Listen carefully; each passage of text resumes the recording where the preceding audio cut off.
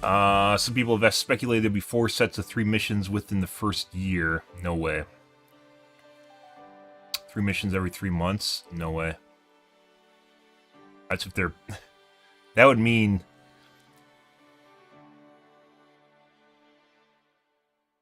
12 per year? That means they should be up to 48 missions already.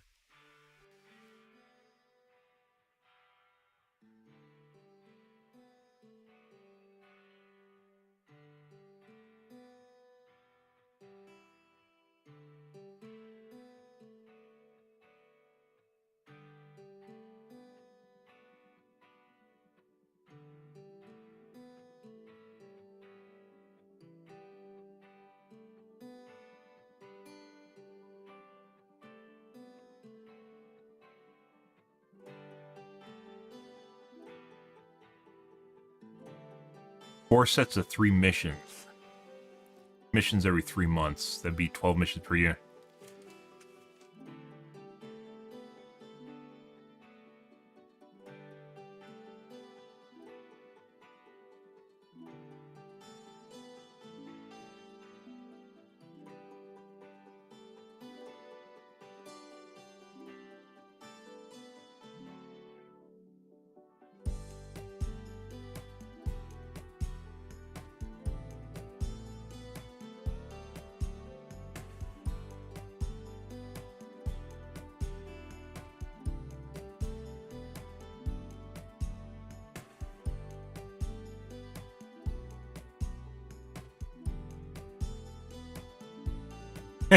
It should be up to 48 missions already. Yeah.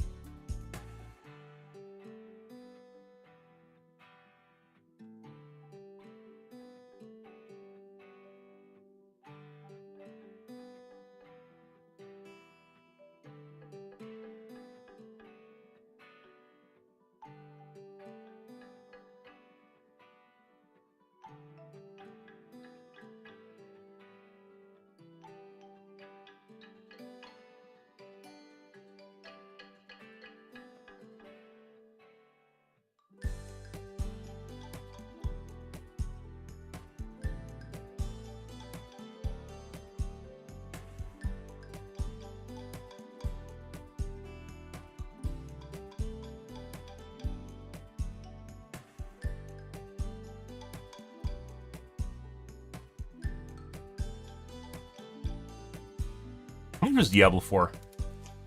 Was it $60? I don't think so. Not Ultimate Edition, $70.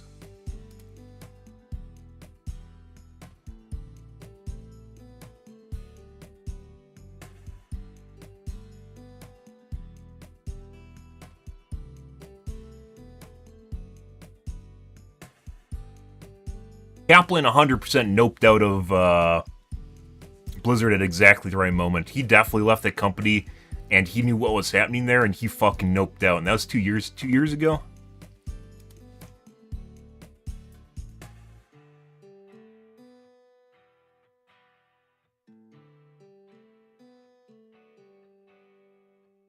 Dev explains why you can't trust any fucking thing that they say at this point. They literally just say whatever. 2021, yeah, 2 years ago. 100% knew what was going on there and just left the company. 100%. And it's pretty, based on what we're seeing here, it is pretty understandable as to why he left. Based on the mess that Keller's cleaning up here, not even cleaning up, because he had 2 years, just let happen. just let happen. The ship must have been taking on water before he even left, and he just realized that he had either no control over the development team or it wasn't going the direction that he wanted. Because for what's going on here, they have to actually just have no fucking idea what they're doing. It seems an awful lot like their development team is either allowed to just work on whatever they want, or B, is just tired of Overwatch and they just want to make a different game. No one is playing a highly competitive FPS to have have in-depth story missions. Like, I want a Starfield experience from Overwatch. Who the fuck plays Overwatch? And you're like, yeah, I don't want to play Overwatch anymore. I just want to play Starfield. Like, okay, sure, if it's a completely different game, if it doesn't sacrifice the base game. But why people are in Overwatch is because it's a highly competitive FPS. You can say what you want about being wanting to be part of the lore, the atmosphere, whatever. Sure, but that's definitely not what Overwatch is. Overwatch is not. Overwatch is not like BioShock or something. That's not what the game is. It's like, yeah, just imagine Valorant just saying, no, we aren't making Valorant anymore. We're just gonna make, we're gonna make a Borderlands equivalent instead. And you're just like, wait, what? Aren't you producing esports heavy FPS? And you're like, maybe not. Very, very weird.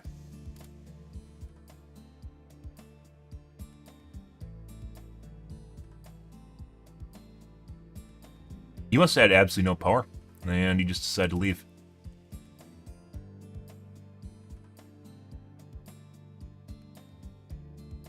I don't. For it to be a $100 game, like what do you think they're gonna release for $100? They would have to make a completely different Diablo 4, a brand fucking new game with a completely, well, not completely new experience because it's based on Diablo 3. Like Borderlands, turning the game into something completely else would actually commend a $100 or $70 price tag, and it didn't. A couple missions are not worth $100 in any way, shape, or form. Diablo 4 is priced at $120, $150. Diablo 4 is $70 for the starter edition.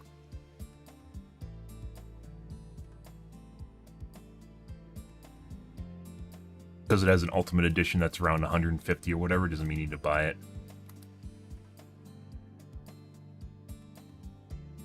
Anyways, let's take a look at the patch notes for Overwatch 2, guys, because I want to turn it into a highlight.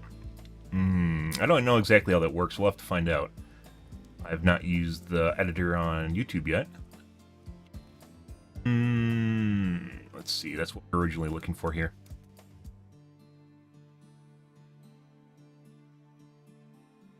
$15 for permanent access to missions. I mean, maybe when they have 50 missions, it'll be worth it, but right now it's not. I'd rather be stunned than slowed. Okay.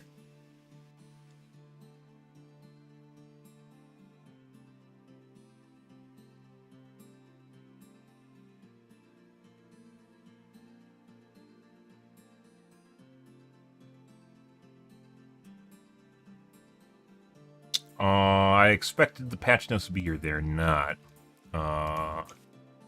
Much to patch notes.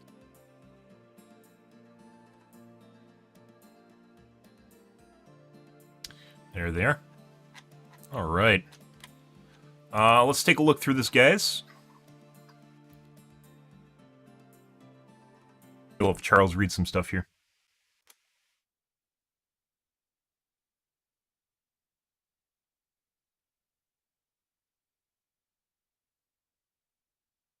Google Cloud. Welcome to Season 5. Join Tracer and her friends as they embark on an adventure in a fantasy-themed role-playing game. As you progress through the Battle Pass, you'll guide Tracer while she works to save the magical kingdom of Overland from the threat of Demon Lord Reinhardt, and become a powerful knight as you unlock her mythic adventurer skin. More fun awaits in Season 5, including our first ever creator-made workshop game mode in the arcade, the Why?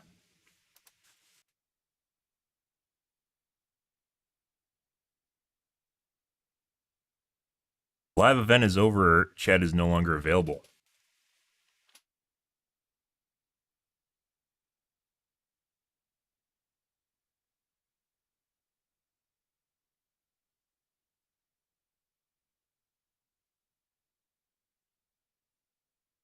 Oh, well, that might be one. No.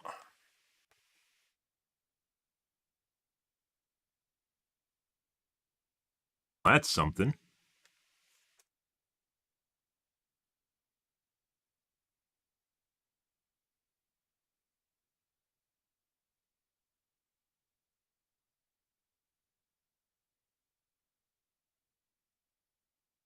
I love when programs have memory leaks. It's actually the web page that has a memory leak.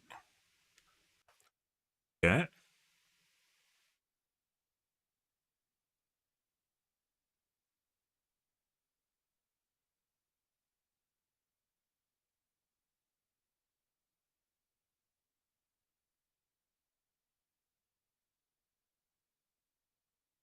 All right, Streamlabs.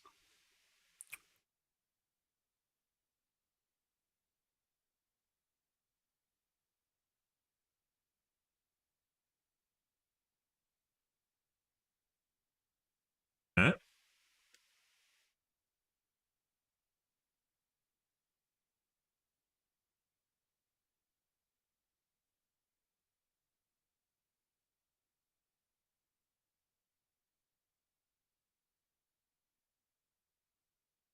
This is a chat for that showed up.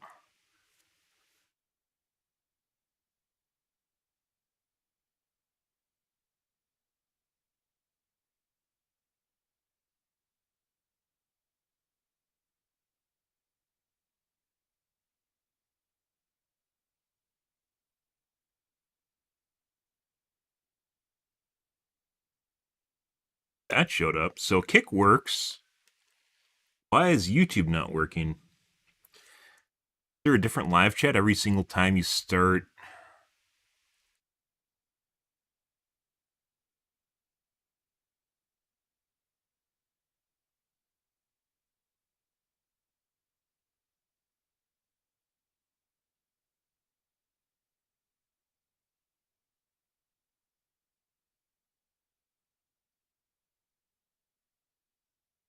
Well, that's a pain in the ass if that's true. You have to make a new chat every single time you start YouTube? Hmm.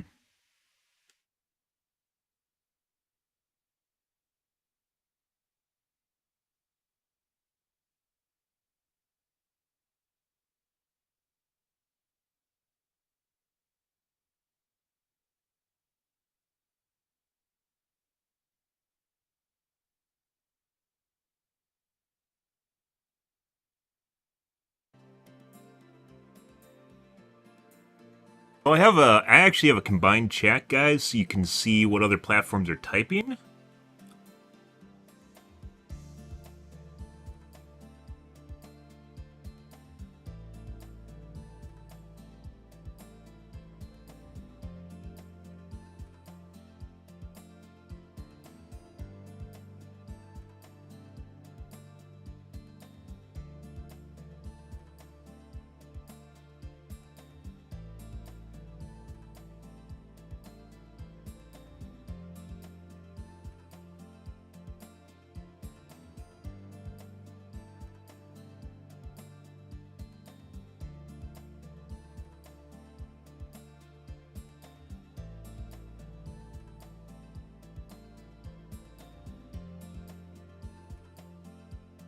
So Studio is showing it right, but on my desktop it's not.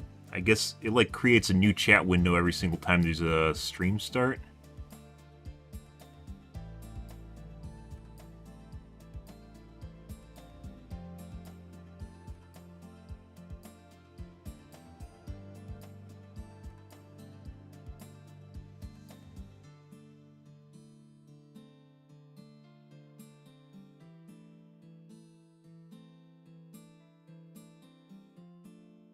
Now that works, but I had to re-pop out the chat, and that means live chat on my main PC.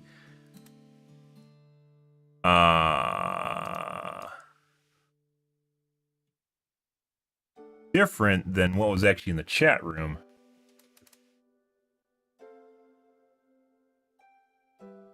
I have mentioned before, YouTube Live is fucking weird.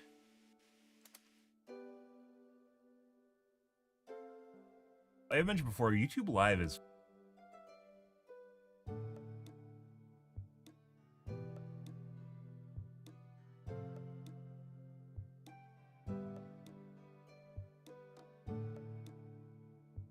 Maybe I have to pop out this chat.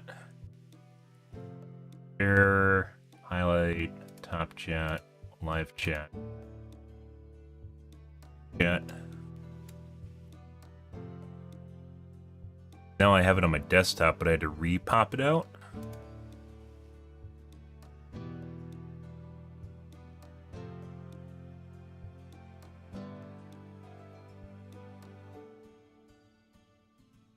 Yeah. Well, that works, but... obviously, I don't want to have to keep re-popping my chats out, so every time I start my stream, I have to restart. I had to re-pop my chat. Like chats per stream. It's not just an overall chat.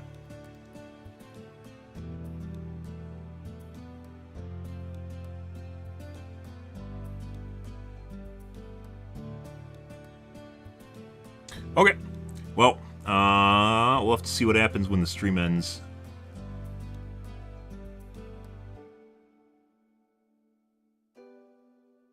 Okay. Yeah, Kick's the same, basically operates almost identical to the way fucking Twitch works. They literally just copy paste the website, which, it works, so I'm not completely against that, but on YouTube, it's a little bit weird. Facebook is also really weird. Like they tried to intentionally make it more confusing. Anyways, let's continue on with this, guys. So now chat works. Good. Well, it did work. It's just now it works on stream. Good. All right. Anyways, the new patch concentrates mainly on Liveweaver, and as I mentioned before, I think Liveweaver had some weird issues pop up with him. Mainly that I think people thought he's a lot worse than he actually is. And as I mentioned before, Blizzard 100% balances you level up in ranked based on criteria. Based on a weighted criteria, like a scoring system in the background. It is definitely not just based on win-loss. It is definitely not based on win-loss. Because there's people that level up off losses, and there's people that actually level down on wins, on win streaks. So, yeah, that's definitely not true. In the development blog, they did say some contradicting things, which is that they said that it's based off win-losses, which is what Overwatch 1 was, but then they go on to say it's essentially based on win-losses, which is another way of saying it's not entirely based on win-losses. I'm sure it's factored in to a weighted system, but part of the reason you have a weighted system is to avoid having people that are just basically squandered at the bottom despite their personal skill being very high. Let's say if you're a healer. Healers are very, very difficult to level up if you're just basing on wins-losses, unless you have a weighted system, because you have to queue with your friends. Healing only does so much. Killing people does a lot more because you take them out of the game, which is why DPS is always usually the primary role in the game. As far as being capable of carrying people, not that healers didn't matter, they just matter less. Now, basically, healers can 1v1, but of course they still have to heal on top of it, so 1v1 the majority of healers. Anyways, people were freaking out about Liveweaver mainly because he's very difficult to level up. You can watch some top 5 unranked GM players in Overwatch, like Craigie or DeFran, and they do really, really good. I've seen Craigie do 2 times the healing of the next closest healer in the match. I'm not even joking. With Liveweaver, and still losing the match because, once again, he can only do so much, and that's another reason you have to take into account 2 times the healing of the other team is not normal in any way, shape, or form. And they aren't doing more. Like, you can see, like, maybe a couple more limbs and then DPS, which apparently matters because he doesn't DPS at all. Liveweaver, in general, prior to the patch, didn't really DPS at all. And then on top of it, didn't really get a limbs because he doesn't DPS, but just touching someone means you get in a limb. It's 100% factored into their weighted system in the background. And because Liveweaver is very, very pacifistic in the way that he operates, due to the fact he doesn't really do that much damage, made him so he didn't really have limbs. Like, he just didn't have limbs, and that whole part of his character is missing. There's no way that you can go through a match with 2 times as much healing and think, this guy definitely isn't having an influence on the match, because you 100% do. You could have 2 times as much damage, and you can pretend that that doesn't make a difference, but it definitely fucking does. Which is the whole reason that a weighted system has to be there. Which is what they switched to in Overwatch 2. And the anecdotal evidence is the people that are leveling up, which shouldn't even be possible, off of loss streaks, and then downranking off of win streaks, or just doing really well in terms of wins. They're still downranking, which once again shouldn't be possible, but it is in Overwatch 2 compared to Overwatch 1. Anyways, we're getting ahead of ourselves. Let's take a look at the Liveweaver changes. This is basically the controversial part in what I've mentioned before, because I think that this has the most influence on the game. Was that Liveweaver is a good character. I consider him to be a good character. He's not good at 1v1s, and there's some people that seem to think, like against a DPS, seem to think that a healer in Overwatch has to be capable of 1v1ing a DPS and winning. They shouldn't. By the nature of the character, he tanks can win basically against anything for the most part. Healers and DPS, and you have healers which should lose against a DPS in 1v1 unless they're really good or something's really happening. A skill difference, right? going on there, they should lose because they're a healer. They aren't DPS. You can't really word that any other way other than they just start playing a role that they aren't. They're playing something other than what they are. But yeah, like fucking weird. Very, very weird shit. And people seem to think that he has to be capable of 1v1ing. Putting that aside, he does a boatload of healing, and he did even prior to the patch. He got a buff of, I figured this out because Kark, a lot of the big streamers, which is what we're going to talk about here, a lot of the big streamers have their own personal take on things, and that resonates throughout the community. Everyone thinks if a streamer says a character's bad, that they're bad. And one of the best versions or best implications of that is Liveweaver, because he's doing 2 times as much healing as everyone else, and they're like, oh, no, he's just not a good character. He is, he just can't win in a 1v1. So the consensus wrongly in Overwatch was that he was a bad character. And even Blizzard said his damage was much higher than other characters, and his survivability is much higher than other characters. It's just not his damage. His healing is much higher than other characters, and his survivability is much higher. Because he can. And if you watch any of the, once again, the unranked to GM streamers, you'll see that. It's very, very plain and obvious. He pretty much can survive any dive, with the exception probably being of Pharah. But once again, you know, you're not supposed to be good against everything at all times. But I was watching Kark stream, he's like, oh my god, he's doing so good, he's so much better. And if you look here, we're going to scroll quickly to the Liveweaver. We'll cover the parts of the dev blog here. If you scroll the Liveweaver here, guys, you can see that he got a buff from 65 to 75 healing. If you figure this out, this is putting aside all the other buffs, if you figure this out, this is a 15% increase to his healing. So if you see him performing 2 times as much as other healers, that doesn't mean this is from the buff, this is just from people playing him. The Zeitgeist, the mindset, the common consensus among Liveweaver was that he was a bad character, therefore people shouldn't play him. And they're saying, Blizzard was saying, oh, his win rate is low. If you have an entire community that decides collectively that a character is bad, then no one should play him. Any of the skilled players that obviously generally listen to the community and what other people are saying, if enough people say that that character is bad, this happened in Dead by Daylight all the time, which we'll talk about here in a second. If enough people say this character is bad, they won't play them. Then the only people that will play the character are people that either don't give a shit about what other people think, which is very rare, or they generally aren't good enough to actually, you know, they're playing in bronze and they don't care. They don't care what's going on. And obviously when Blizzard talks about win rates, they're talking about win rates at certain MMRs. And it's different because there's probably almost no GM Liveweavers, once again, because of the way that the system functions in terms of how people get to higher MMR. Yeah, and you just have the entire community telling everyone that the character's bad, despite the fact that when people play him, they're doing really fucking well in terms of healing, and then people go, no, he's just bad, and you're just like, why? Why is he bad? What do you consider makes that character bad? Just because he can't 1v1 in a DPS situation? That shouldn't be a thing at all. That shouldn't even be a thing with any supports, but it is. Like Kiriko or Anna, especially, you can sleep after you're dead. Baptiste can almost always win a 1v1 if you can aim, because he has a copious amount of things that can stall the fight, and jumpy castle on top of it, bouncy castle on top of it. Healers should not be capable of just straight up winning 1v1s, but they are. And Kiriko, even if she can't kill you, can just nope out and you can't catch her. Should healers be able to escape? For sure. They should be able to escape. That's one of the reasons they can get away. Should a healer in like a DPS be able to kill you? For sure. Should a healer and another healer be able to kill you? Probably, as a DPS. Probably. But the weird thing is, the community came to a consensus on why Liveweaver's bad.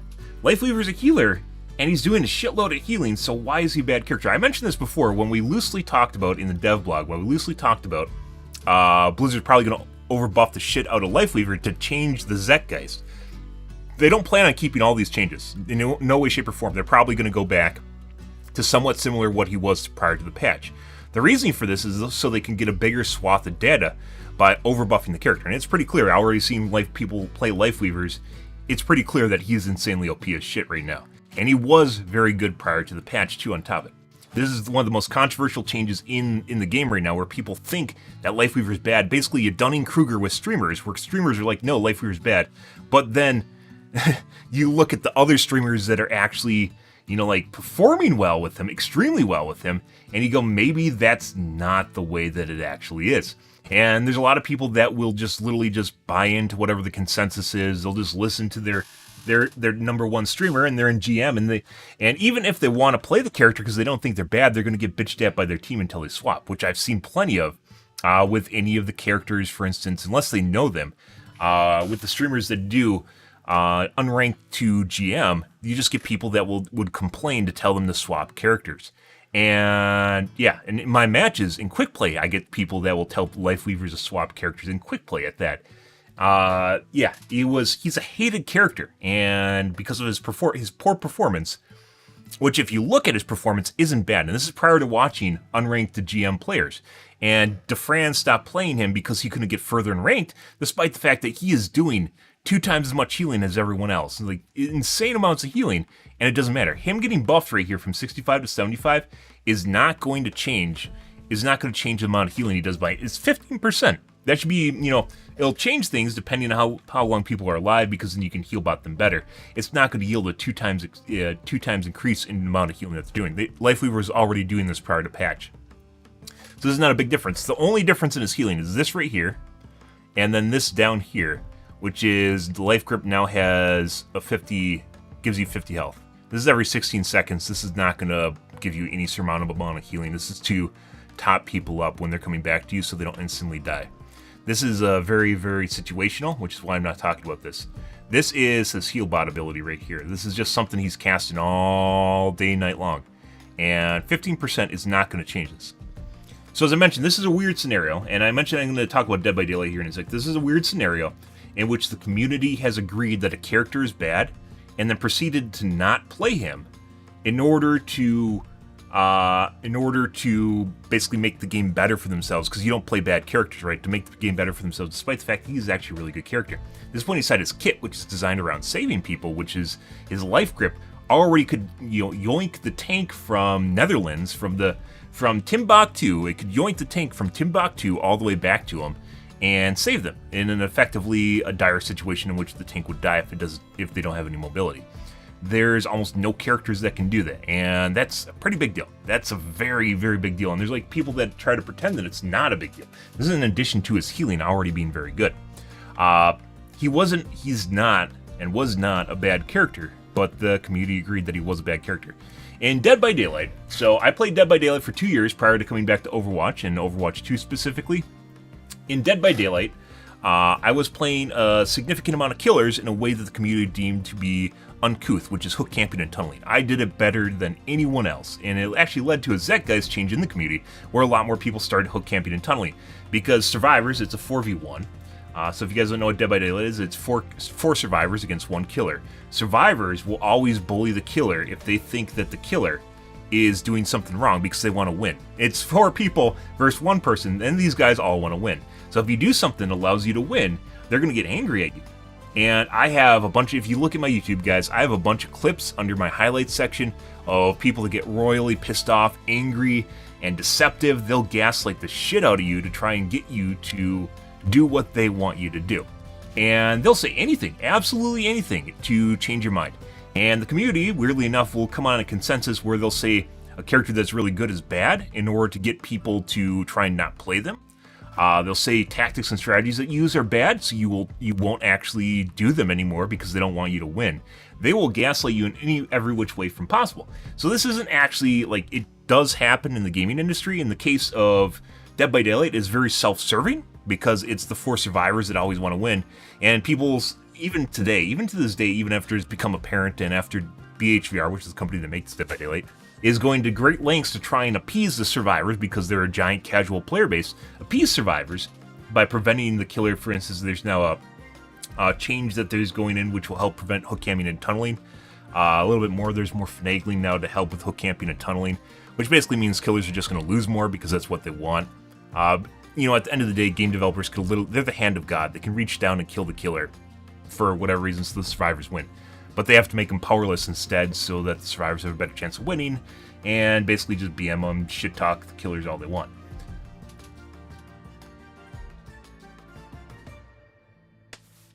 But anyways, this is not uncommon, and I mentioned this earlier because even prior to seeing unranked to GM Liveweavers and having this as an example, like with Craigie, even prior to seeing this happen in the community, I already knew Liveweavers better because occasionally I would get Liveweavers in my quick play games that would do like 20%, 30% more healing than Anna in my quick play games. Like the top tier healer, you have a Liveweaver that's doing 20%, 30% more healing than the Ana. I don't just go, this is a Liveweaver, therefore he can't do good. You look at their performance in the game. That's the whole reason there's stats in the game, so you can actually parse what people are doing. You don't just throw out the stats because you don't like them. That's, it's like one of the first things they tell you in like a stats course is you just don't throw out stats because you don't like them. Also, you can make stats say whatever you want them to. You just don't throw out stats because you don't like them and they don't fit the narrative or whatever point you're trying to make. Like with research, you don't throw out data points, right? Because you don't like them. So, yeah, like it's one of these things that didn't fit. And the whole reason that Blizzard is doing this, regardless of what they say in their comments here, which I don't really care, regardless of what they say in their comments, is because the community was not playing him and didn't give him good data. From their side, it looked like he was doing good. From the community side, if you actually paid attention to his stats, it looks like he was doing good. The only reason that he wasn't getting played was because the community was collectively deciding that he was a bad character, therefore he shouldn't have been played. Because all the stats are showing he's a good character, and the only thing you can say is the win rate, which is based on who is picking him. Because win-losses will be based on how many people are playing the character and how good those players are going to be when they play that character. So if everyone says the character's shit, and they collectively try to gaslight everyone into believing the character is shit, and then anytime the character's being played, oh, this would be so much easier if we had a Mercy instead of a Liveweaver, regardless of how you might be performing in the game. Oh, this would be better if you're anything other than Liveweaver. Just do anything except play Liveweaver. And all of a sudden you have a toxic community that has decided to collectively ban a character. And that's really fucking weird, but that's where we were in Dead by Daylight. And not Dead by Daylight, in Overwatch 2. That's where we were in Overwatch 2. Dead by Daylight is kind of the same thing with, like, for instance, Nurse. People fucking hate the shit out of Nurse because she can wipe the lobby if they're really, really good. The thing is, super, like, nurses in Dead by Daylight, nurses that are incredibly good are extremely rare, and you only see them really on Twitch. So even though they say that, and even though the win rate for Nurse was absolutely terrible because the majority of players, it's a really high skill tier killer character, even though the win rate was relatively lax on it, there's people still get bent out of shape because they're jerking off their friends in a four-man squad, a SWIF as they're called in Dead by Daylight. They're jerking each other off, and then they just get shit on by a really, really good nurse, and then all of a sudden, that energy they had where they're just like, yeah, man, I'm so fucking good, and they just, like get creamed on, and then they get angry about that, and then they go to the forums and tell everyone that Nurse needs to be nerfed, despite it being an absolutely outlier of a case. Anyways, in Overwatch 2, we have a character that basically was outlawed, and the only people that are going to be playing Liveweaver, are people that really, really don't care and are willing to put up with a lot of shit, or people that are just low ranked and no one knows better. The higher up you go in rank, the more people actually care because it's less and less casual, right? You get into the hardcore player base in Masters and GM, and people really care about what the common consensus is because that's what works, right? Despite the fact that the common consensus in this case was wrong and formed on wrong assumptions, because streamers were perpetuating the idea that he was bad because they weren't good with him, and then they assumed he couldn't be good, and then they didn't even take it further because it's like an echo chamber. They just kept telling each other that he was a bad character. But once again, clearly, if you watch unranked, not even taking my word from watching unranked GM streamers like DeFran or Craig, you could easily see him performing extremely well. And then Blizzard saying on top of it he performs extremely well. We're getting circular here, but the whole reason this happened, this buff happened here, was because Blizzard needs more stats, and people need to change basically the zeitgeist of the character. Blizzard understood that the only way to get people to play him was just overbuffing the shit out of him, which is what they did. And then everyone's gonna be like, oh my god, Liveweaver is so amazing. He was amazing prior to the patch. He couldn't 1v1, which arguably now he might be able to. This is gonna take a little bit because I've only seen a handful of people play him. He might just be able to 1v1 the shit out of people, which also wouldn't be good because he also does a boatload of healing, has great amounts of utility. Yeah, this is one of the first instances I've seen of basically Dunning-Kruger streamers collectively leading to a common misconception on a character, I guess you could say. This character was not bad, and all the things you can look at, all the objective information you can look at, except his win-loss rate, which is based on who's playing him, is showing that he's an incredibly good character. And once again, if you could see his win-loss rate and you could break it down based on MMR, you probably also see something very different. But once again, if the MMR is skewed, because the system that you were using in the background, the weighted system you were using in the background to get people to certain ranks is broken, he's obviously not going to be at the right rank either. So once again, you see Craigie doing close to 2 times the amount of healing of everyone else, and he's not going anywhere. yeah, there's something wrong. There's something wrong with your game. Like, you can't have someone that's clearly outperforming. Imagine someone having 2 times the amount of DPS of everyone else. You can't have someone that's clearly outperforming everyone else and then assume that they're just a bad player. That's not really the way it works. You know, and obviously win-losses are part of the formula. I'm sure they are, but it's not the only part of the formula. And I hypothesized when we talked about, when we were talking about the dev blog sneak peek, I guess you could say it, the dev blog sneak peek on the patch notes here, when they were talking about this, it was, yeah.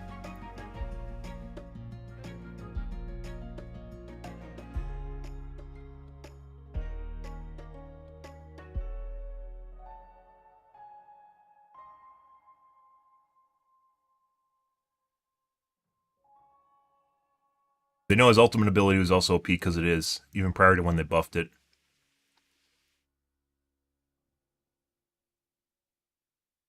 They reduced his back pedal piece here, guys, which he didn't need to do. This is one of the offsets of him being an incredibly strong healer and collectively a really good character. And they reduced the size of his back pedals because he was getting hit too easy. He survives. His survivability is insane. They even said his survivability is insane. And people were complaining about how big his back pedals were. Which got him nerfed. The community got them nerfed. Decreased in size. I guess the pedals got nerfed in size. It's not a nerf to Liveweaver. That's a buff to him. They got the pedals nerfed, the size nerfed. And yeah, that's collectively only because, nothing to do with stats, only because the community said that he was bad. So, yeah, pedal nerf he didn't need because survivability, the developers saw that his survivability was very good. And you watch Craigie, and his survivability is very good. When you throw down the platform just to get up into the air, it basically saves you from pretty much any dive. For the most part, it saves you from pretty much any dive, and that's in addition to the fact he has a dash on top of it. Increases the walkable area on pedal platforms, so it's even bigger now.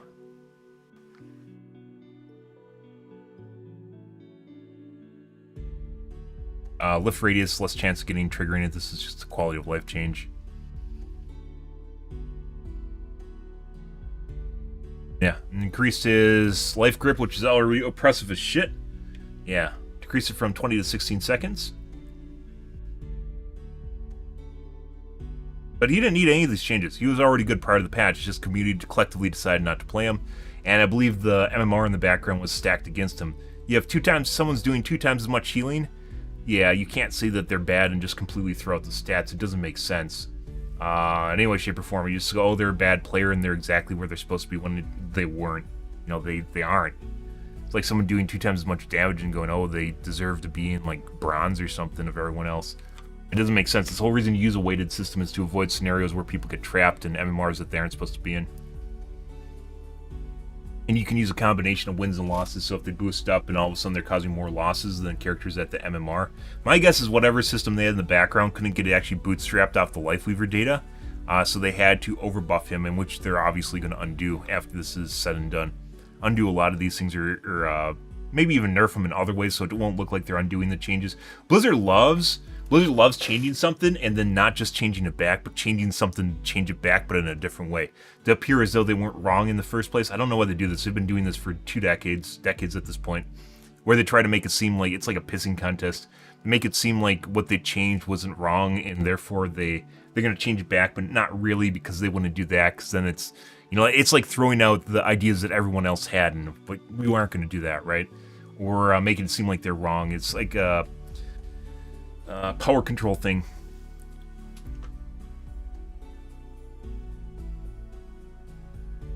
Anyways, yeah, he didn't need these buffs, and this is to generate more data and to change the Zeitgeist to Liveweaver in the first place. As I mentioned, I'm pretty sure throughout the season, or maybe next season, he's going to get nerfed back to where he was, but he's 100% going to be meta for the rest of the season, the way he is right now. He already does a shitload of healing, and it's just, like, people are just going to play him. And they're going to go, oh, he's good. Like I mentioned, I watched Kark's game earlier tonight, and he had a Liveweaver that performed basically 2 times as much healing as him, and it's not because they increased the healing by 15% here.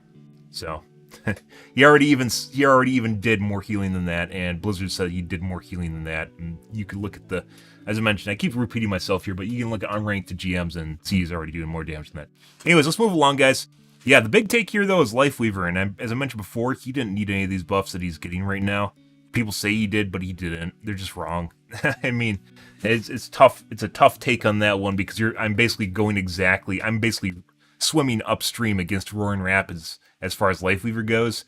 But every single sign that you could see, except for win-loss rate, which is skewed by who's playing him, is indicating that he was a good character, and he was. So,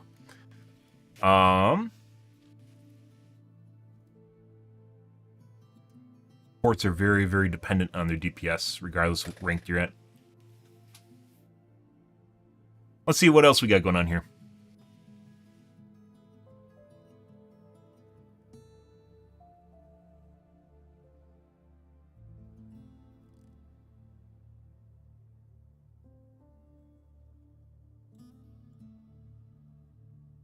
Some changes to weeklies and such. Don't really care. On fire returns. I've already seen this. This kind of seems kind of stupid. The on fire system was really good in Overwatch 1. It showed you who was performing really well, but they changed it kind of to make it so you can do well without doing well. So fire returns. Incredible plays with these new features. New state. Blazing. What's better than being on fire? Being even more on fire. Team's most exceptional player will now begin blazing. Blazing cannot be maintained as easily as regular fire. It's the only outstanding play to keep the heat on, so maybe more like the original on fire system. This is like the original fire system is now this. Reignited visuals and sound effects. Fire returns to the hero portrait and scoreboard with new kill animations. Fire makes the debut and the kill feed as well. Catching fire, killing enemies that are on fire grants fire. That's dumb. But I guess you're performing well because you killed someone that's performing well. It's like Highlander or something. Once again, that's the inclusivity feature here. To make it seem like you're doing well when you're not actually doing well. You just happen to hit someone or, get the killing blow on someone that was on fire. Yeah, that doesn't really mean much of anything. The on-fire system was a good indicator of who was overperforming in Overwatch 1. And it looks like they're kind of muddling it to make it kind of like, hey, everyone's on fire a little bit. Don't we all just deserve gold stars at some point in time in the game? Yeah, that's not really where you want to go because it was supposed to show exceptional play. And it could be, because I haven't actually played since the patch, it could be that, oh, by the way, I started watching Vinland Saga, the second Vinland Saga, which is pretty good in and of itself. It's very slow compared to the first one because there isn't really much combat or fighting in it. We'll get into that a little bit later, though. But yeah, that's what I was doing instead of actually playing Overwatch. Usually I play Overwatch after stream, off stream. I didn't do that, so maybe it's that there's different types of on fire and they aren't really exactly the same thing. But as a mechanic goes in Overwatch 1, the on fire system existed as a way of telling you who was overperforming. And that's why it was really important. But now you can't be overperforming because everyone's overperforming. Aren't we all overperforming inside, guys? Aren't we all just doing as good as each other internally? You're like, yeah, no. I mean, that's the whole reason you have, esports exist to figure out who's at the top, right? It's not about who's in the middle. Yeah, killing enemies that are on fire grants fire. That's dumb. I guess, it could just be a weighted system in the background, but once again, if it's too loose, it's just going to make it seem like everyone's on fire. And from the streamers I watched earlier tonight, it definitely just seems like everyone's just on fire, so yeah. Fan the Flames, fire is spread more to the Genji players, more than just Genji players. Beyond eliminations and damage, fire comes from mitigated damage. Dumb. Saves, healing, assists, weighted stuff. Mitigated damage serves almost no purpose. It's another mechanic for health. This is why I talked about mitigated damage in the scoreboard means almost nothing. Your overall, how much damage you're soaking matters a lot depending on your character and to see who is eating damage. That's very important. Just mitigated damage is a stupid stat because different tanks function in different ways to achieve the same thing. So at the end of the day, it should include all your healing or all your damage you soaked essentially throughout the match. Mitigated damage, for instance, in like World of Warcraft is usually damage that just you don't receive due to armor and such, right? A little bit different than it is in Overwatch 2. And once again, just that isn't important. What is really different tanks will have almost no mitigated damage, where other tanks will have high amounts of mitigated damage. And I think in Overwatch 2, it doesn't even include armor damage. So certain characters have armor, and I don't think that's included in your mitigated damage. So, like, armor, just like damage you lose due to your armor. And what would that even matter if you have a Bastion, for instance, that has bits of armor on him, and he just loses some damage, so that's good, and other characters that don't have mitigated damage are bad? This is just a bad stat. We talked about bad stats in Overwatch 2, and this is definitely a bad stat. Saves, healing, assists, capturing, contesting objectives, boosted damage, and crowd control. Notice there's no killing blows, which should be very important. We've talked about killing blows being important, because if no one can finish off a character, that's a big deal. So, like, a killing blow, for instance, isn't just the person that gets the final hit, in my opinion. It's the person that gets the final hit when no one else has touched a character within a certain amount of time. So killing blows shouldn't just be given to all limbs, because the limbs are basically what assists are, and I don't even understand what assists are, to be perfectly honest, in the game. It's like a kill of a kill, so if you're healing someone and they kill someone while you're healing them, then you get an assist for it, but that's just generally in a limb. I don't really understand how assists work in Overwatch 2, and they never really explained it.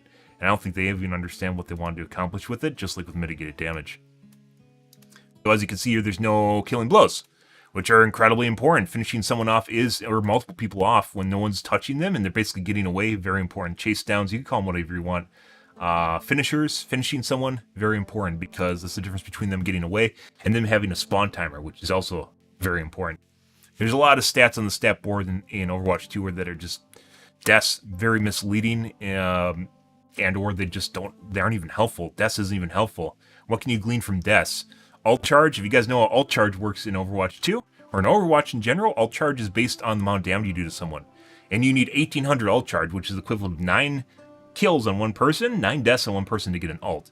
That's obviously not the way it works, because when people soak healing, that will change the amount of alt charge they give. It's not just deaths. Deaths in general in Overwatch 2 is a completely meaningless stat in lieu of limbs and damage done or healing, because those are actually what you do in your lifetime. You can die twice as much as someone else, and if you're doing the same amount of damage that they're doing and the same amount of limbs that they're doing, that means that you are performing them. It's just you're dying usually because you aren't getting healed or you're in a weird spot. Even if you're in a weird spot, you're still performing just as well as them. That means your deaths have basically no point.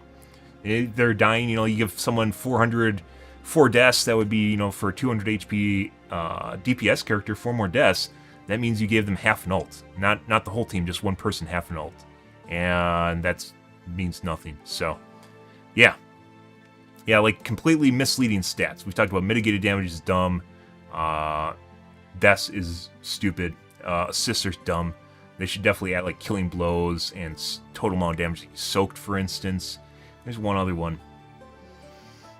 Can't think of it on the top of my head. But anyways, as you notice here, and one of the most important factors they don't even factor in, which is killing blows. Pay attention to which heroes on your team are on fire and help them out to increase your fire score. So it's more weighted this time, and it might actually be useful. But from what it seems like, it's not really. We'll see, though. I have to update my opinion on this one after I see how it works for a couple games. For a while, actually, not for a couple games. Add a new matchmaker functionality that should create matches with a narrow range of player skills. The initial tuning of the system at the start of the season will not be as aggressive, but will make matching tuning changes throughout the season. This is like the nth time that they fixed the matchmaker. So once again, you can't trust what they say. They like to pretend, or maybe they think that they actually fix stuff when they don't actually fix stuff. So, yeah.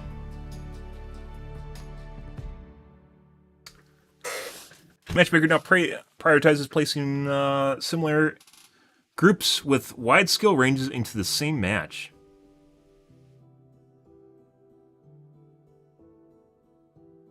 You're going to have a higher chance of placing people together.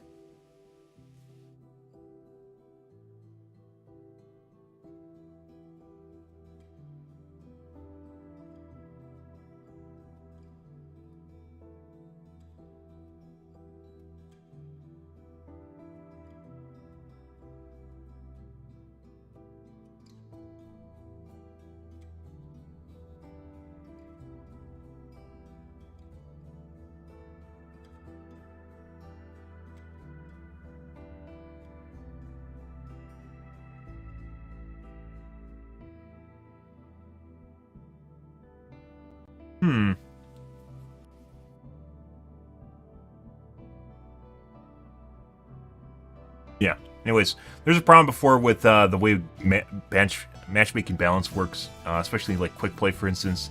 you'll get a 5-man squad or 4-man squad that just comes through and stomps everyone. One of the reasons they just made it in Overwatch 1 for you to play against other teams of pre-mades was because it's very, very easy, very difficult to balance this overall. Very difficult to balance this overall when you play groups against groups, especially with a wide variety of skill in the groups.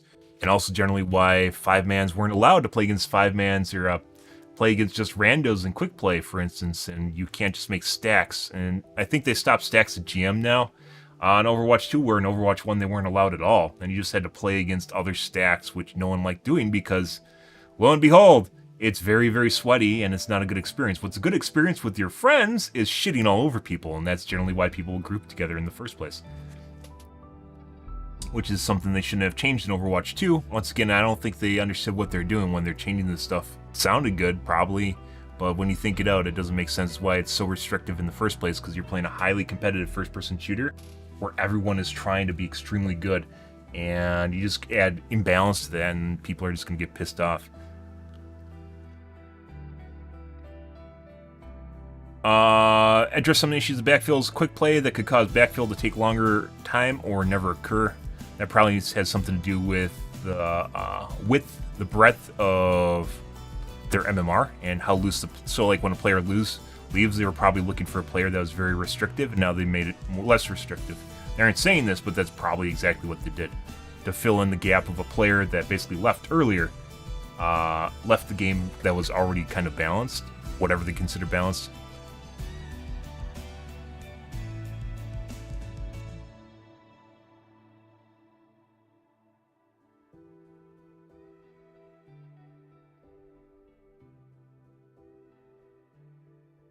FFA player skill ratings.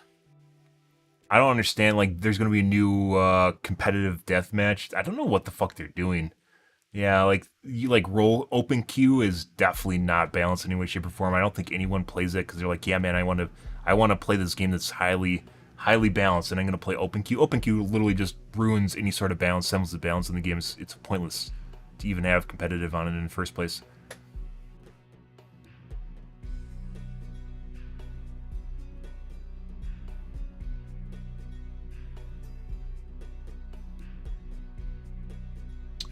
Okay. Alright, I'm gonna wash my coffee cup out, guys, and grab a soda, and then we'll keep competitive play. Keep on going. 1 second.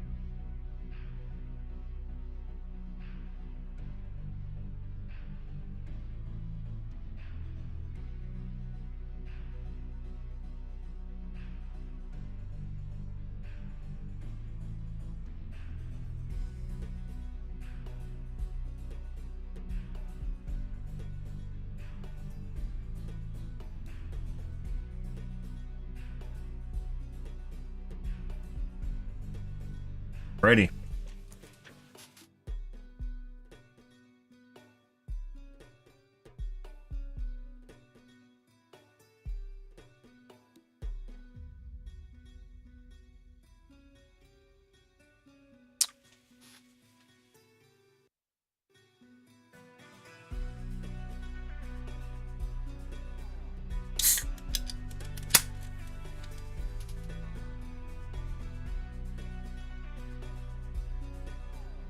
Competitive play updates. Ranked inactivity changes. Players that did not play any matches during the previous competitive season will become inactive. Inactive players do not have a visible skill tier and division.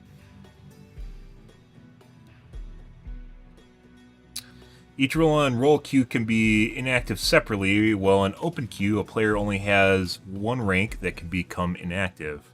Once an inactive player returns and achieves a competitive update after winning 5 games, their skill tier and division will become visible again.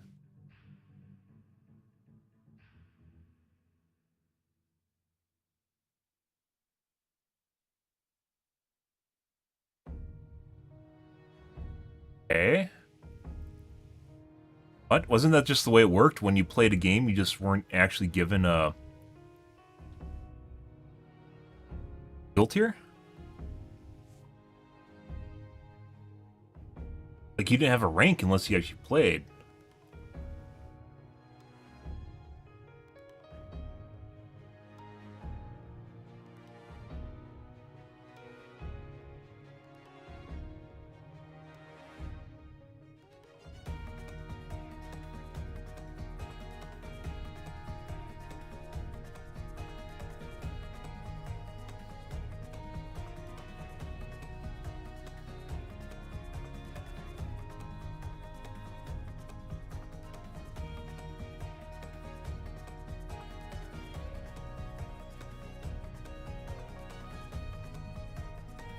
Players that did not play any matches during the previous competitive season will become inactive.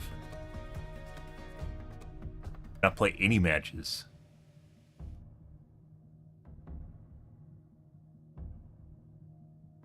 What? I thought that was the way it's always worked. You just didn't have a rank. Unless you played. I don't have ranks. I don't completely understand that. Competitive Mystery Heroes. Yeah. Sounds fucking terrible. That sounds just as terrible as OpenQ does.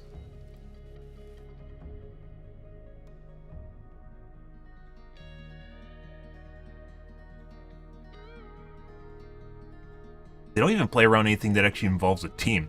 It's weird, like, roll queue is just completely a clusterfuck because they just removed one mechanic that actually, the game was completely balanced around in Overwatch 2. On Overwatch 1 for the most part later on. Then Mystery Heroes just robs you of any ability to actually make a viable team in any way, shape, or form. Like, why don't they add something like Capture the Flag or something? I don't know.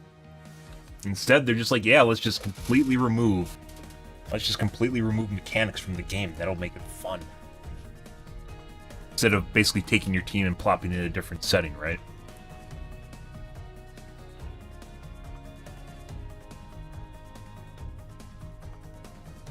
I don't know. No, Overwatch 2 has a really, really weird development team, guys, for a AAA esports, highly competitive FPS.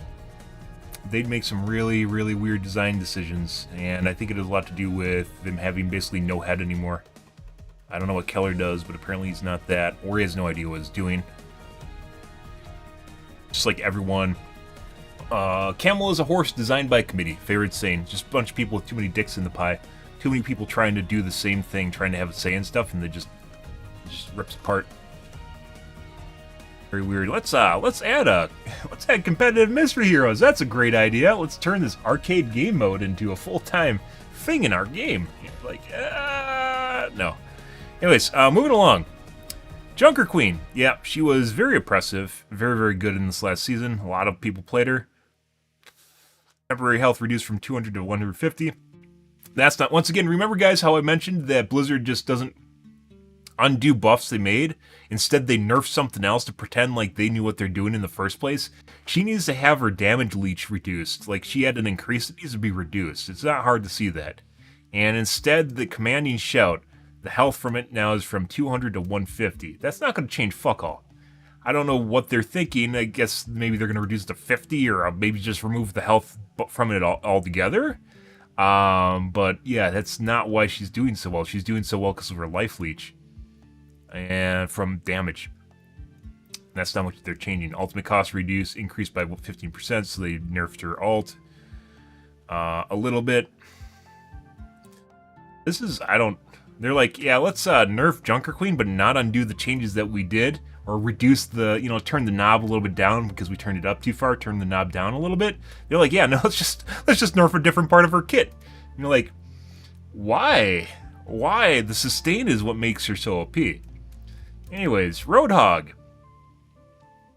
Roadhog basically fell out of meta after they basically broke his one-shot. Because that's basically what made his character so powerful. And I wouldn't even say, like, Widow needed a nerf prior to Roadhog needing a nerf. Roadhog is very, very telegraphed. You can see when he's coming at you. You can see when he's breathing down your neck. The fucking slime from his lips on your neck right before he throws a hook at you. Yeah, you could feel that. And with Widowmaker, you just dive from across the map. So, like, I'm not completely against one-shots in Overwatch, because there are some that you can avoid or deal with. And Roadhog was one of them, and I thought it made him kind of a unique tank, and I don't think he needed to be nerfed. I don't think his one-shot needed to be nerfed. Apparently they're trying to give him back. This is going to make him probably very powerful, because he's already very, very difficult to kill. His Take a Breather, which is his heal, which is very good, now amplifies healing received by 50% for 2.5 seconds after finishing Take a Breather. So my guess is it's only 2.5 seconds after, because he has a healing animation, which is like a second and a half, I think it is, where he just walks around drinking the thing or breathing it. And I guess based on the wording here, it'd only appear after it finishes. That means that's when it happens, but you make more sense if it just happens while he's doing it. So, I don't know why they didn't just do it while he's doing it, and now it's after he did it, but that makes more sense if you're going to have a limited opportunity for healing. Anyways, he has a very big buff to his healing, and this is going to be huge. You're basically going to give him a free heal every time he drinks, if the healer's looking at him. That's a huge healing buff. McCree has gotten some really weird changes. They buffed his nade. The one thing that everyone had a problem with, they made it better. So Magnetic Grenade no longer has a maximum projectile travel range of 10 meters, so it can go as far as you want to throw it, which would be fine if it didn't actually hover. Like, it's a tractor nade. It's a lock-on missile. It wasn't prior to patch. His Magnetic Grenade was not actually just a sticky bomb. It was a magnetic missile. So if you're within a certain distance, it'll tractor to you, and it could tractor a very, very far distance. It said like it was 10 meters, maybe max 20, but then there's a detonation distance. You can fly super far away from the Cassidy and still get hit by it. Farah, I experienced that quite a bit, especially when I use my jets to escape him. When I see him come around the corner and he throws it, if I use my jets to escape him while he does it, and it goes whoop, and then it flies up super far while tractoring you. Yeah. It can go a really, really long distance, and then the explosion on it was 65 damage in an AoE. So even if it doesn't touch you, it will still do a significant amount of damage. Pretty fucking incredible. Let's see. Projectile now magnetizes towards an enemy target from 1.5 meters away. That's pretty far. That's 4.5 feet.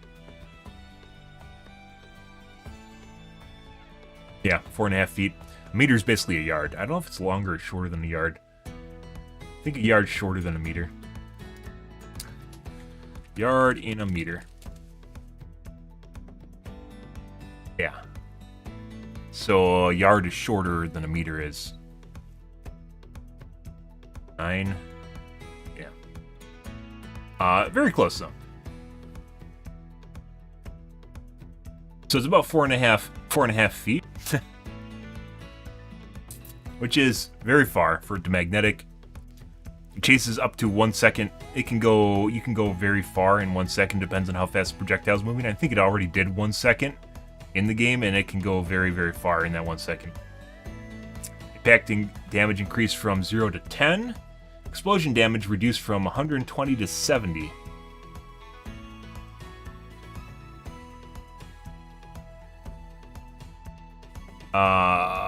So they changed it so you can't just be like 1-2 comboed before he could throw a nade at you, and then if he shot you, you're dead. Just anywhere, you just die. Which was worse than the stun grenade was, because at least you had to aim with that for a headshot. And even then, he sometimes couldn't kill people. Stun grenade was so much better, and it is also utility based. Yeah, so they made it so you can't one-shot combo people 80 damage out of 200. That means you have to do 20. I think a headshot means they would die. But body shot, they don't. Stuck targets now have their movement slowed by 30%. Stuck targets are now affected by hindered status effect, interrupting and preventing movement abilities from activating.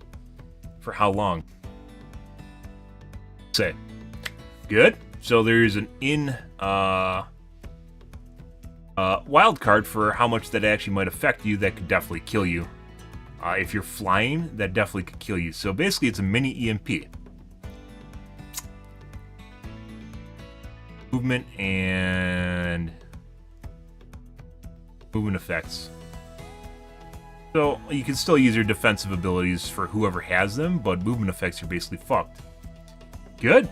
I don't know if that means Ferro Missile doesn't work anymore, or Concussive Missile, because it's technically not a movement effect on you. It's movement ability on someone else. So that might still be able to affect you, or it might just make you immune to any sort of abilities that move you at all, which means Reinhardt's charge wouldn't work on you either. Which would be interesting if that was actually an interaction. Once again, the developers, I don't think they fucking know what they're doing, guys. To be perfectly honest in this game, I really don't think they know what they're doing. But, yeah. They used to. And Overwatch 1, prior to Kaplan leaving, they seemed to have a pretty good direction, strong direction, and after Kaplan left, it's just all over the place now.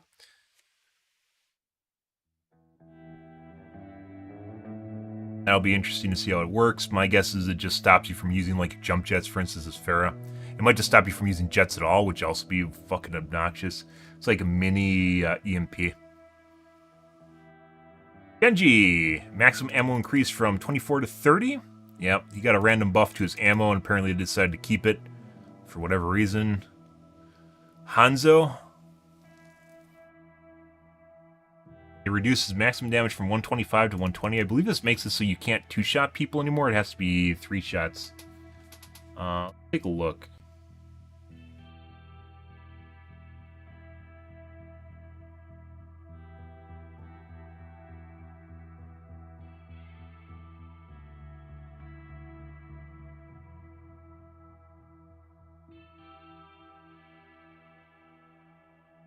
Hasn't been updated yet.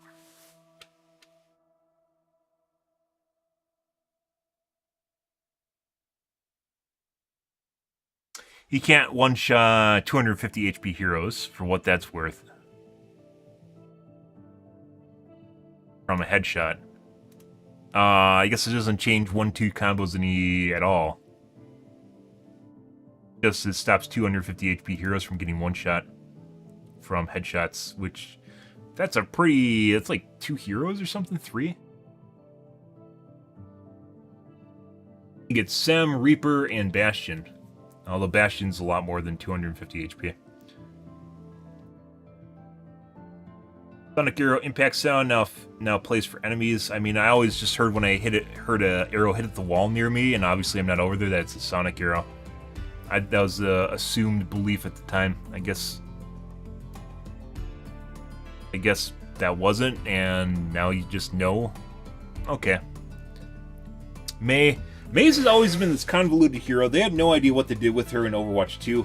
The one thing that made her really unique was the fact that she could stop people and basically combo them. She would slow them and stun them with her blaster, and then she would pop them in the face with an icicle. In Overwatch 2, for some strange reason, they decided that Mei had to be a shitty Hanzo, and they buffed her icicle damage and made her endothermic, basically her flamethrower, her cryo thrower, basically worthless. For the most part. Didn't do enough damage even when you got close to people. And it looks like they're trying to give that back, but once again, they don't just go back to what they did before, because that would make too much sense. They don't just undo it. They have to do it in a different way. That's how you know it's good. So they nerfed it, damage per second from 100 to 55 now. And by the way, it never did 100 damage per second. There's something to do with maybe packet loss or desync or something. If you had your endothermic blaster on someone that's like moving around, it wasn't every 2 seconds at all. It's like 4. They nerfed the crap out of her DPS. Primary fire is no longer always 40%, now scales from 30 to 50. Okay. Yeah, that's a huge deal. A primary fire impacts now build up to a slow effect that sticks to enemies for 1.5 seconds and slows them for 75%. So that's bigger. So after 50%, it goes to 75. I don't know why they just didn't say up to 75 when it affects them, but I guess that's how you know that it actually happens, is when they slow down a lot. Secondary fire impacts can detonate this new effect, dealing an additional 40 damage. It's not percent based, so you can't headshot better. So let's do Overwatch May.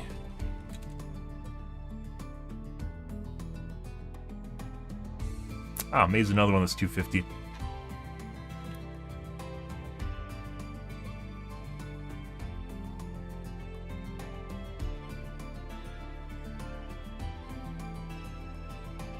Else hasn't been updated yet. So her alt fire now does 75. So it'll be 75 plus 40, which would be, if it's not a headshot,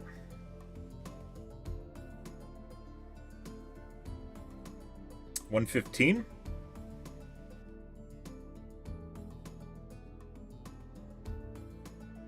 It doesn't say what the ramp up time is to freeze them, does it? So how long do you have to keep the effect on them in order to freeze them?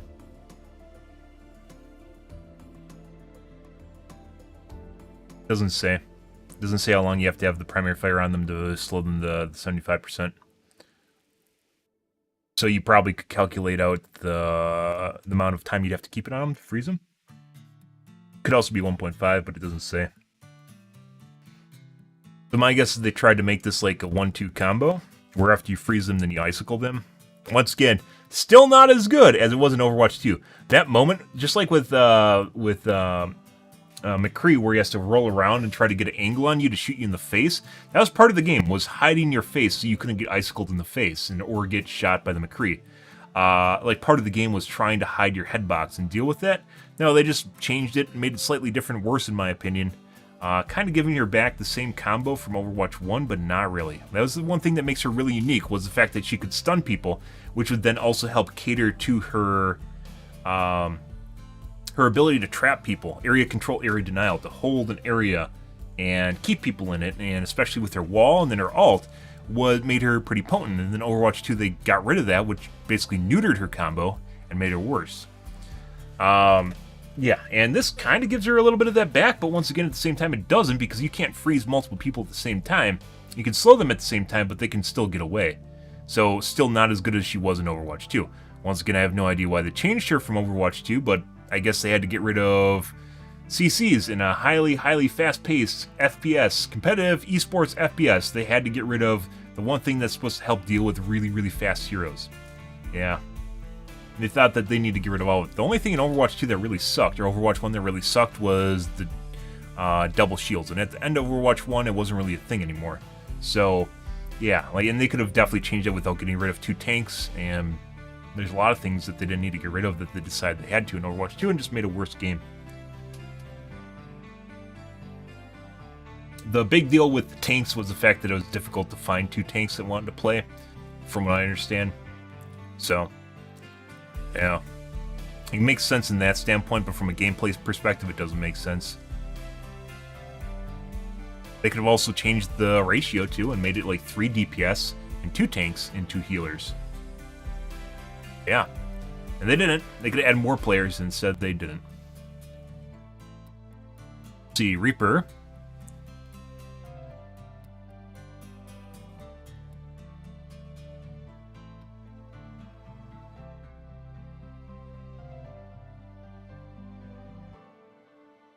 So they're trying to up the game on CC effects. He can no longer Wraith form when he's trapped. Magnetic Grenade, Steel Trap, Graviton Surge, etc. So he can't just use his Wraith form to get out.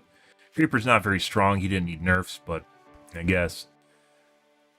This affects a lot of... Actually, it doesn't, because there's explicitly mentioning characters with this Wraith form, and then I believe the other one is like a Sombra or something.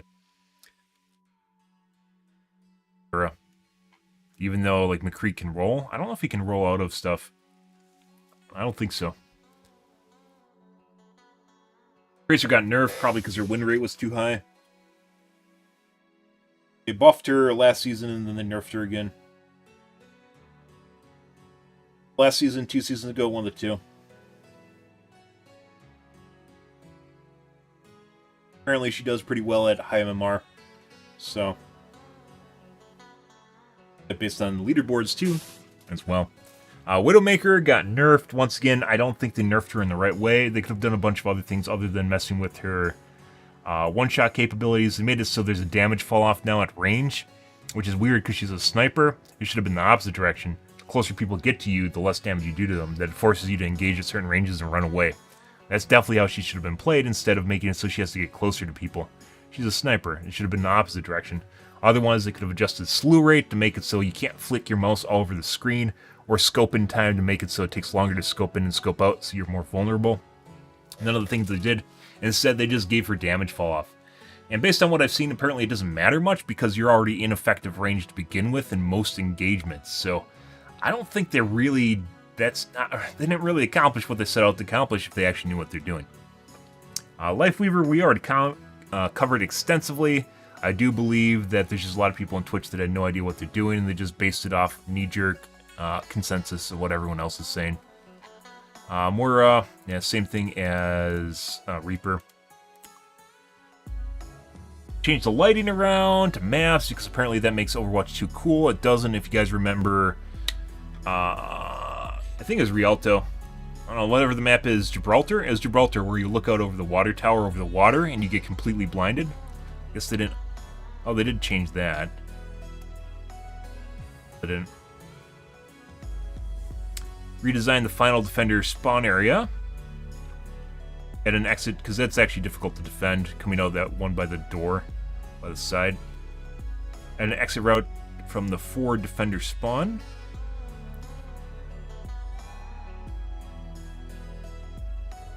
Probably into that building on the side.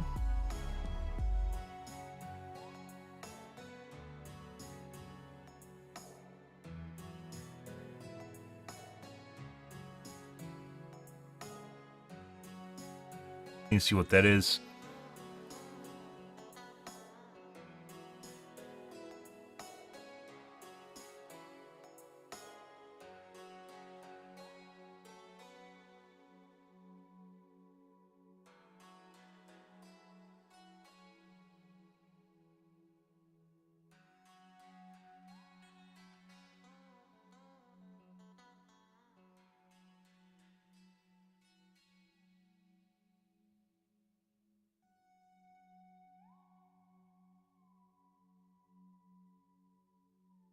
Due to a bug, we temporarily need to change the audio reverb setting used throughout the game to an alternate method. We hope this is fixed in an upcoming patch.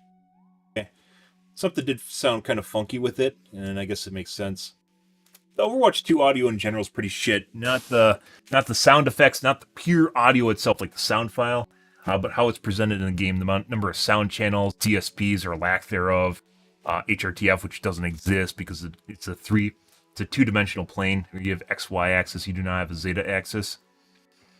Up, down. Okay.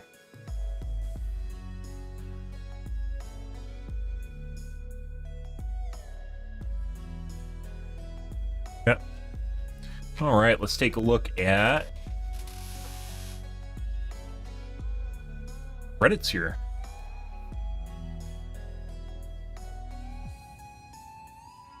Trended. Well, besides the usual garbage, just memes. No one submitted patch notes yet. Besides someone else submitting their own take on them.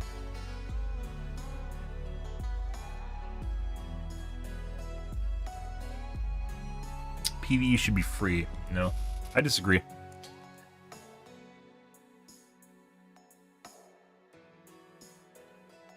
That being said, I wouldn't pay $15 for PvE as it is, so. Anyone else getting audio mixing issues? Sounds like it. Oh!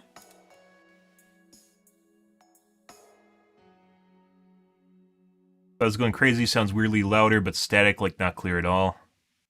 Sounding more robotic. It's in the patch notes.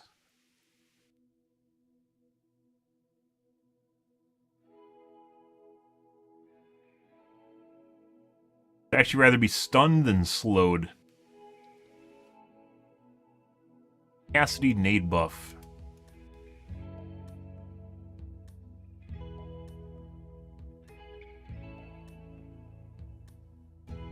Devs are trying to introduce Liveweaver meta with his life grip. They're introducing a Liveweaver meta because of all his buffs, especially his healing, which is broken to begin with.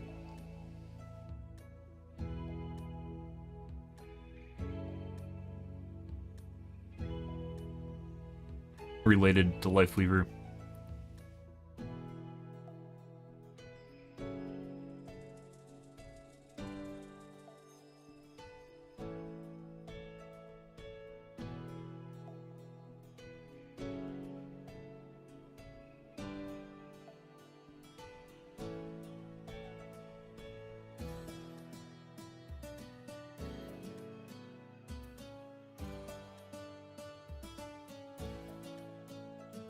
New casting grenade is so damn annoying. I'm at the point where I'd take the stupid flashback and get slowed and mini somber hacked.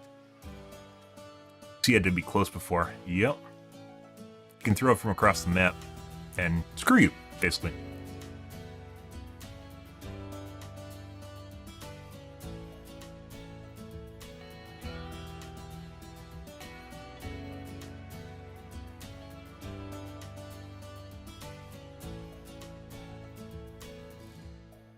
Okay. I don't know exactly how editing stuff works on YouTube. I think we're going to take a quick look. Normally I do uploads while I'm streaming. Let's take a look at the YouTube studio.